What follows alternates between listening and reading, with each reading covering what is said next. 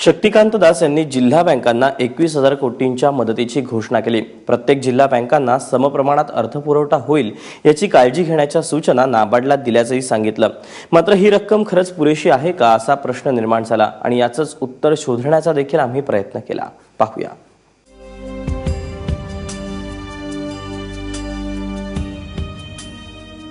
जिल्हा सहकारी बँकांना 21,000 कोटींची मदत जाहीर झाली। रब्बी हंगामाच्या पार्श्वभूमीवर शेतकऱ्यांना पीक कर्ज मिळावं यासाठी सरकारने एक पाऊल उचललं।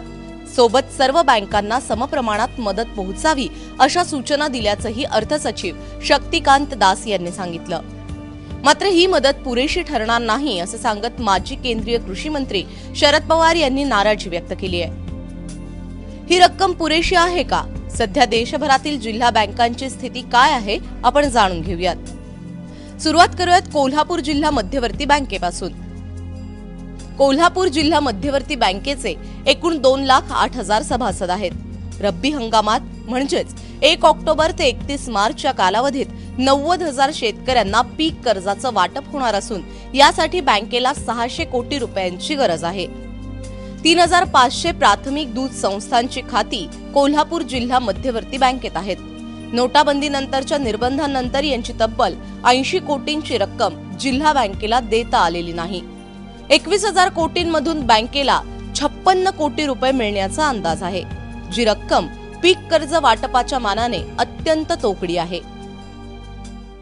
नोटिफिकेशन आलेलं आहे, परंतु ते कशा पद्धतीने येणार याच्याविषयी अजून क्लॅरिटी नाही। पण आमचं असं बँकर्स असं वाटतं आहे की कदाचित हे पीक कर्ज पुरवठ्यासाठी पैसे असणार आहेत आणि आज आम्हाला जी गरज आहे ह्या पीक कर्जाच्या फेर कर्ज पुरवठ्यापेक्षा आम्हाला कॅशची गरज आहे, ती आता भागवणं आवश्यक आहे। देशभरात प्रत्येक जिल्ह्यात सहकारी बँका आहेत, ज्यांची रोजची उलाढाल ही कोट्यवधी रुपयांमध्ये आहे। देशभरात 370 जिल्हा सहकारी बँका आहेत, त्यांच्या 14,000हून अधिक शाखा आहेत। देशभर बँकांशी संलग्न 92,790 सोसायट्या आहेत, यांचे कोट्यवधी सभासद आहेत। राज्यातील शेतकऱ्याला रब्बी हंगामात म्हणजेच 1 ऑक्टोबर ते 31 मार्च दरम्यान पीक कर्जांचं वाटप केलं जातं। ग्रामीण भागात बहुतेक शेतकऱ्यांचे सगळे व्यवहार जिल्हा बँकेतून होतात। पीक कर्ज शेतकऱ्यांपर्यंत पोहोचवण्याचं काम जिल्हा बँका करतात। महाराष्ट्रातील जिल्हा बँकांचं जाळं पाहिलं तर त्याचा अंदाज येतो।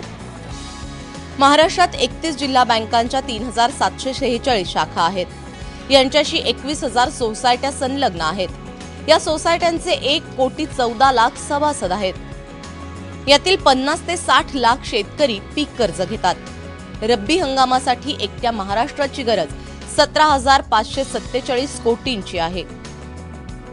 असं असताना सगळ्या देशासाठी 21,000 कोटी, त्यातून महाराष्ट्राच्या वाट्याला अवघे 1,700 ते 2,000 कोटी रुपये येण्याचा अंदाज आहे। यातून पीक कर्जाची गरज भागणं अशक्य आहे।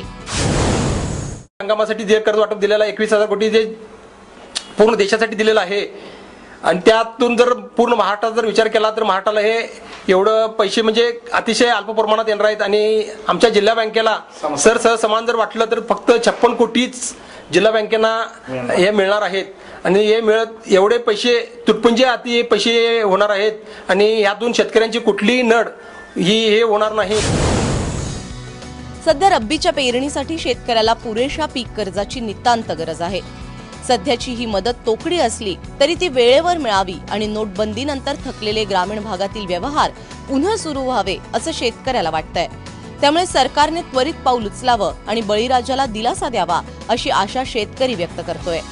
कोल्हापूरहून चंद्रशेखर खोलेसह ब्युरो रिपोर्ट, एबीपी माझा।